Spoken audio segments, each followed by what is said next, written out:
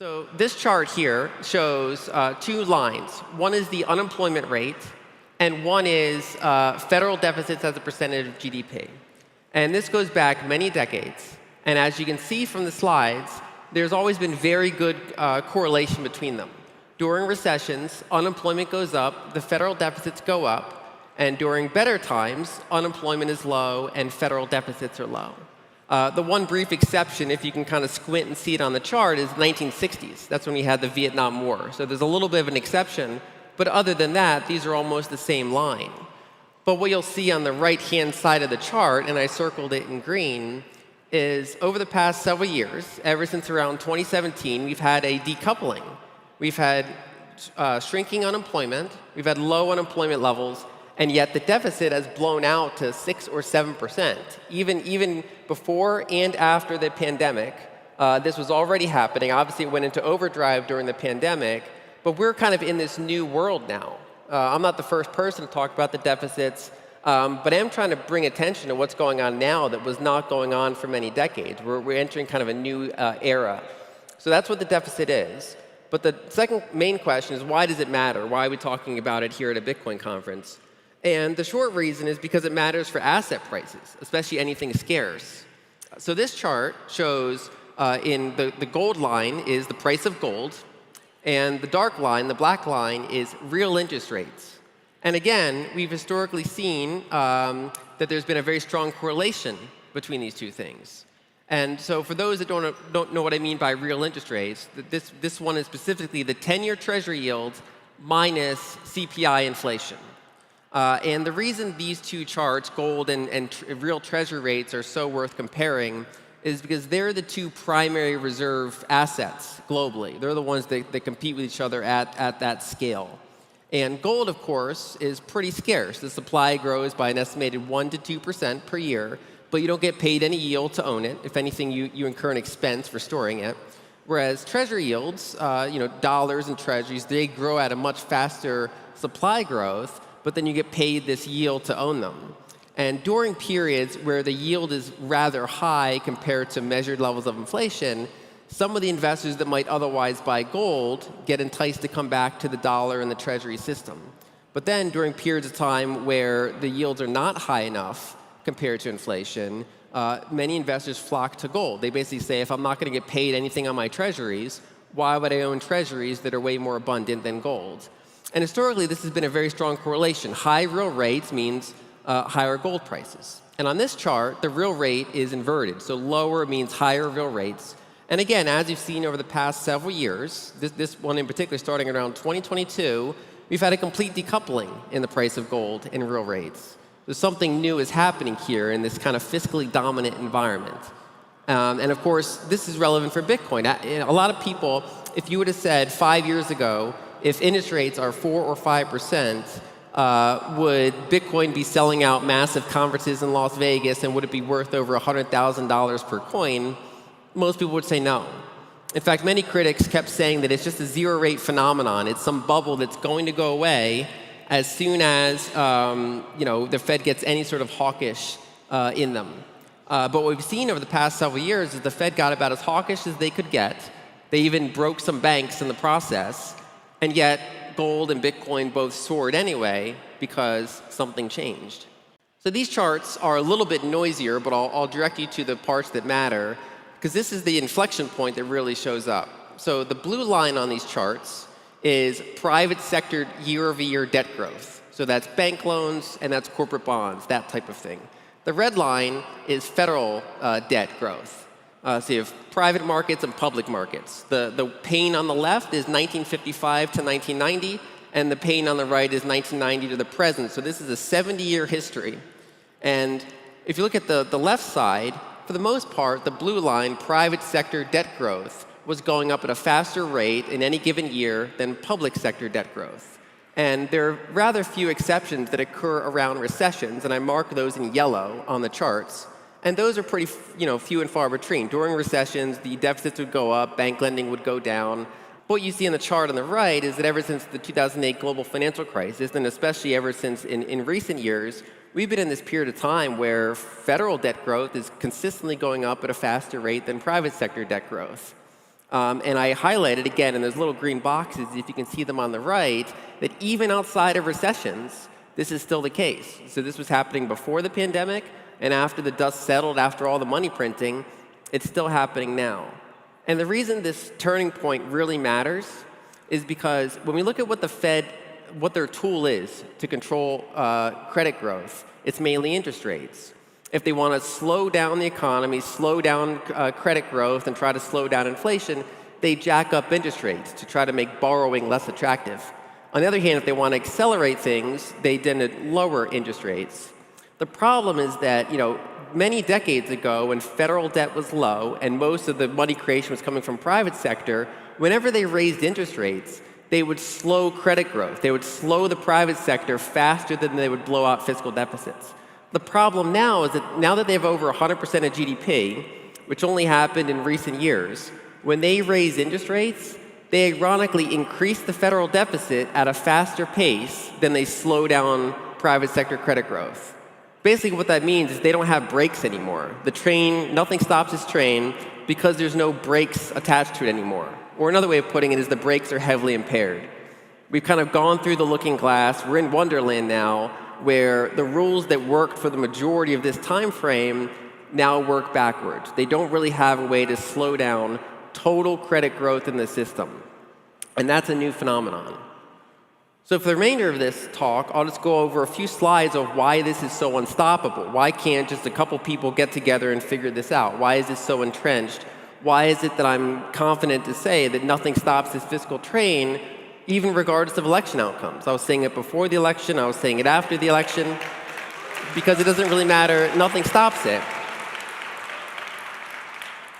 And so on this chart, we have, this is a pretty simple chart. The blue line is 10-year interest rates, 10-year Treasury interest rates. And the red line, we have debt to GDP, federal debt to GDP.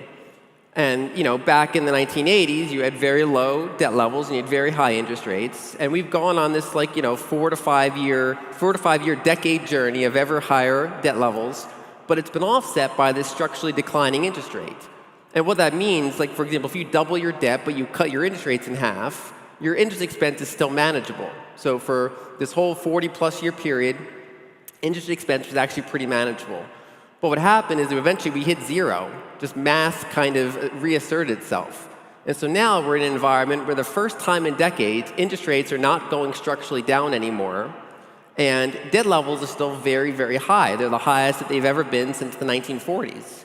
And so interest expense is actually becoming a very meaningful part of the federal expense for the first time ever, and there's no easy way to get that under control. If they cut interest rates super low, then everybody wants to get into scarce assets. But if they keep interest rates high, they keep blowing out the federal deficit because we're kind of, like I said, we're kind of in Wonderland now. Another really big component is Social Security. So this chart shows the Social Security Trust Fund. And as you can see, it went from zero and it rose to about $3 trillion on that chart. And the reason for this kind of change that's happened over time is because of demographics. So the baby boomer generation was an unusually large generation born from the late 1940s into the 1960s after the World War II, a very large generation. And when they entered the workforce, they were paying into Social Security. So we had this big ramp up in the amount of funds that were invested. Now, unfortunately, they didn't invest Social Security very well. They held it in U.S. Treasury bonds, basically, which are not the best long-term investment you can make. And according to the Social Security Administration's own numbers, by about 2035, they're going to deplete that trust. And what that means in practice is that they're going to spend down this $3 trillion into the economy. That's as the baby boomer generation enters their retirement years, which they're already doing and they're going to continue to do, this is going to continue to roll over. And if you notice, this kind of hit a peak in the late 2010s. So 2017, 2018, it was kind of hitting its peak and kind of starting the very early process of rolling over. And that's when deficits decoupled from unemployment. And that's when the federal debt growth started to exceed private sector credit growth. A lot of this timing happened because at around the same time, interest rates stopped going down, and the baby boomer generation that funded a lot of this on the upside is now in drawdown mode. So this is getting spent into the economy via healthcare, via travel, via housing, basically everything that people have to spend money on. And so this is a background expenditure that's going to go back into the system over the course of the next 10 years. Now, sometimes that exact depletion date will get pushed forward or pushed back by 1 year, but this is mostly actuarial math. It's kind of inevitable. And importantly, these people vote. Young people protest, but then they forget to vote. This demographic actually votes. And right now, anything that touches the expenditure of this fund is the third rail of politics. Both major parties in the US have vowed basically not to touch Social Security over this time frame. And so this is pretty much set in stone, even in a very politicalized environment. It's one of the few things the parties basically agree on. One of my last slides is to emphasize the Ponzi nature of the system. So even aside from current issues related to demographics and debt levels, basically the way the system is constructed, and by the system I mean central banking with fractional reserve banking built on top of it, the whole fiat system we've been kind of operating under for over a century, it relies on constant growth. It's like a shark that can't stop swimming, otherwise it drowns, ironically. It's a system that has to keep increasing. And so on this chart, the top line is total debt in the system, in the US system. So that's public debt and private debt combined, and it's actually over $100 trillion for the first time. And the bottom line is the monetary base. And what we see is that for the entire period of this chart, so this goes, I believe, from 1966 until 2025, the entire period of this chart, total debt never went down except for one very brief exception, and that was 2008. And it went down by about 1% total debt in the system. And what they did was they rapidly increased the monetary base from $1 trillion to right now about $6 trillion. It was so impossible for them to let even a tiny amount of deleveraging occur that they kept the party going. And specifically back in that time, so if we do the math a little bit, in 2008, the total debt in the system was in the ballpark of $50 trillion. So it's about half as big as it is now.